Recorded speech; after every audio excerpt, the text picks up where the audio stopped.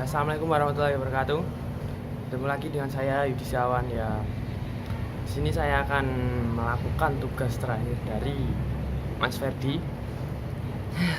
Setelah kemarin saya ngevlog ya sejumlah mungkin 8 video ya. Tugas itu ya, ini tugas yang terakhir. Saya disuruh untuk meminta nilai. Ya jujur saja, setiap mahasiswa pasti ingin nilai yang baik ya.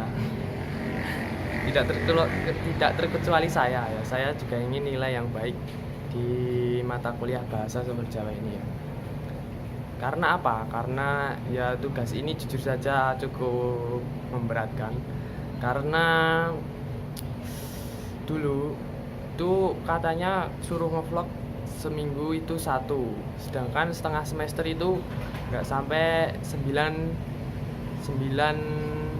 minggu ya, kan jadinya keteteran loh. Kalau seminggu satu kan mungkin cuma ada sekitar 6 video, ini ada 9 video, jadi ya cukup memberatkan lah. Kemudian sebelum itu kan masih ada tugas juga, yaitu alih aksara dan juga alih ke bahasa Indonesia juga. Itu juga tugas dari Mas Ferdi. Ya pokoknya ya tugas ini tugas yang cukup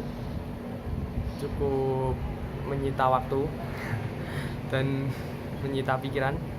Jadi kalau bisa ya diberi nilai yang baik lah.